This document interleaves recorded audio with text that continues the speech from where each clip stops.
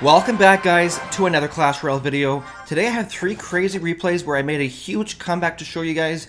And whenever I try out new videos like this, guys, I am really interested to hear your feedback because that will ultimately determine if I keep doing these style of videos.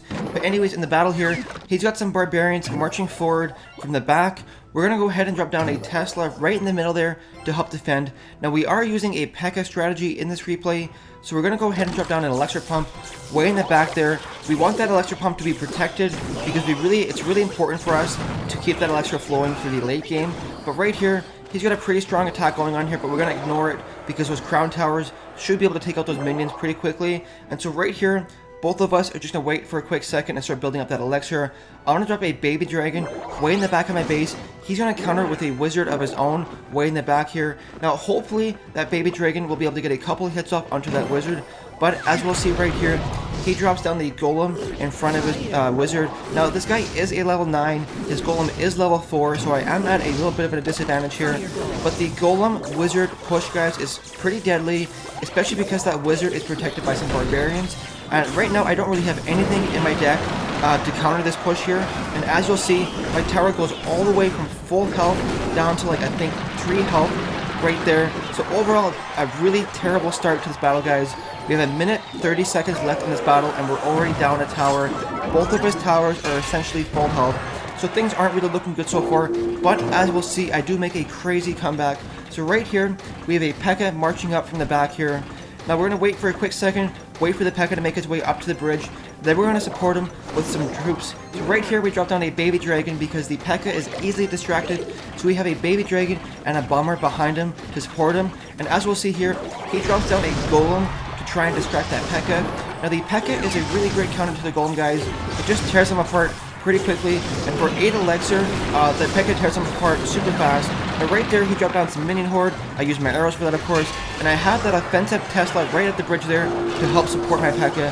Right there, we dropped down a second Pekka as well as a Bomber, which will tear apart those Barbarians as well as that Wizard pretty quickly. And now right here, we have a pretty strong push, and I don't think he'll be able to defend this push here. So what he does, he tries to go for the 3 crown victory with the 3 musketeers as well as a rage ball. Now watch this, guys, this was crazy.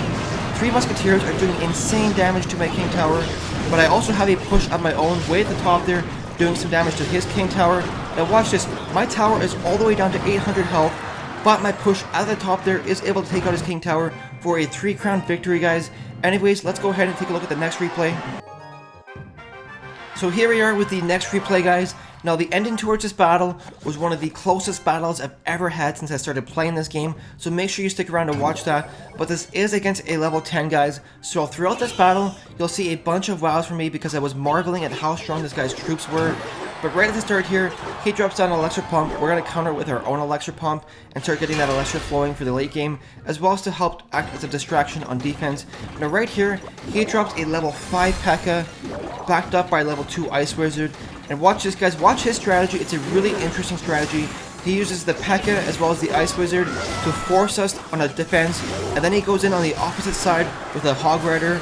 Now watch this Hog Rider, guys. This level 8 Hog Rider and a couple of hits is able to bring our tower all the way down from full health to 800 health. But right now we've got some Barbarians marching up towards his tower, but of course he's got that level 2 Princess as well as a level 5 Baby Dragon, which will take out those Barbarians before they even make it to the tower. So overall, a terrible start to this battle for us, guys. But as I said, stick around to the end because it was a crazy, crazy battle. So right there, we use that Zap spell as well as those Goblins to take out that Princess, and we're going to use our Baby Dragon to distract his Baby Dragon. So in that push there, we took no damage to our tower. Now once again, he's got that Pekka out, but unfortunately for him, he doesn't have the arrows to support it. So our minion horde will be able to take out that Pekka pretty quickly. So overall, a pretty good Elixir trade for us. Now right here, both of us are pretty low on Elixir, so we're going to both set down Elixir Pumps once again, start getting some Elixir flowing, as well as help act as a distraction. Now this time, I placed my Elixir Pump closer to the left-hand tower to help distract that Hog Rider if he decides to go in again with it. So overall right here, both of us are just going to wait for a quick second, start waiting for that Elixir to build up to 10 before we start dropping any troops. Now right there, I drop down some Barbarians and do a split push with them. Now watch this, guys. He drops his Princess way in the back there, which unfortunately will take out my Barbarians on the left-hand side.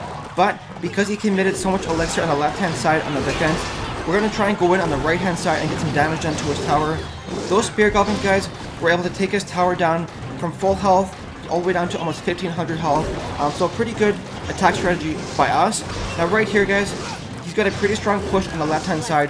That minion horde on the right hand side will be able to take out that Pekka and that princess. So overall, things aren't looking too bad for us now. So now we're at 30 seconds left in this battle, guys. Our tower is down to 800 health. We have that Hog Rider going in. Hopefully he'll be able to get a couple hits off on that tower. He drops down the Pekka. Now watch this, guys. This Pekka one-shots my Hog Rider. So overall, things are looking okay for us. But our tower is all the way down to 300 health. All he needs is a couple of princess shots, 2 Hog Rider hits to take out that tower. And watch this, guys. Our crown tower will take out that Pekka. He's got a princess as well as an ice wizard on the right hand side. He's got a Hog Rider coming in on the left hand side. We're going to distract that Hog Rider because it only takes like 2 hits from that Hog Rider to take out that tower. Now with those arrows, our tower is under 350 health. Now watch this, we have a Hog Rider going in on the right hand side. He's going to take out that tower down to 300 health, but he has that princess on the left hand side. Now watch that, the princess was able to take out our tower all the way to 40 health. Now watch this ending here, guys.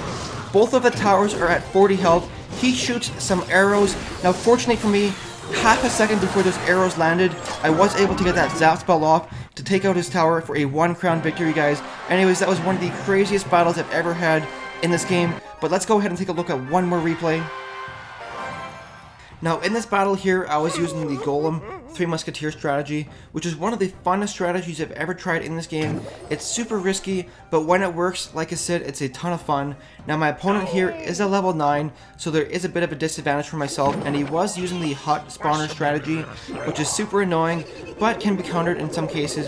So right here, I have my elixir pump right in the middle. He does something really interesting.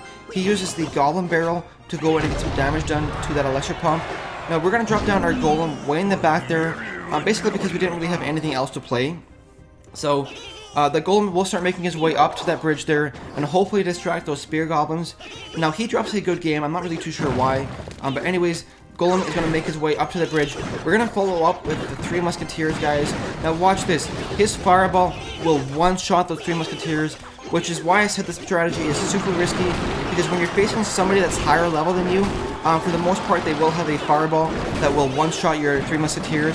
Now, at max level, guys, the max level fireball does not one-shot the max level 3 Musketeers, so that's why it's super risky only if you're facing somebody that's higher level than you. So overall, things aren't looking too good for us. Basically, whenever you're using the 3 Musketeer Golem strategy, and you find out somebody has the fireball that will one-shot your 3 Musketeers, it really means that the battle is not really going to go your way, but there are some ways to go around it, as you'll see in this battle here. Now right here, he drops down a Barbarian hut in the back there. I'm going to use a fireball to damage that Barbarian hut, as well as just at the last second damage that Spear Goblin hut, which might not have been the best use of Elixir, but what it does is it prevents him from getting all those huts set up to overwhelm my base. And that's what you want to try and do, guys, against the hut spammers, is you want to try and prevent them from getting 6 or so buildings up at a time. So that's why I use the fireball there to take out some of the health of those buildings. So right here, we're 2 minutes into the battle here. My tower on the right hand side is pretty much destroyed, so it's really not looking good for us. So right here, we're going to start making a push on the left hand side. We're going to consider that tower on the right hand side as dead. We are going to use a fireball to take out all those barbarians, just because I don't want those barbarians taking out that tower and then going onto the king tower. So we're going to start focusing on the left hand side, guys. So he drops down a minion horde, which unfortunately will do some pretty crazy damage to that Golem. And at this point, that Golem is pretty much dead. So right here, minion horde is coming in. We drop down the 3 Musketeers way in the back there to help take out those minions. And right now, guys, look at this. There's 25 seconds left in the battle here. Both of his towers are at full health, but the best part with the 3 Musketeer strategies with the Rage Ball is they only take like 5 seconds to take out a tower, and because he wasted his fireball there, guys, we were able to go in here with the Golem as well as some Musketeers. And watch this, 8 seconds left, guys. We are going to be able to take out his tower with 4 seconds left to force overtime.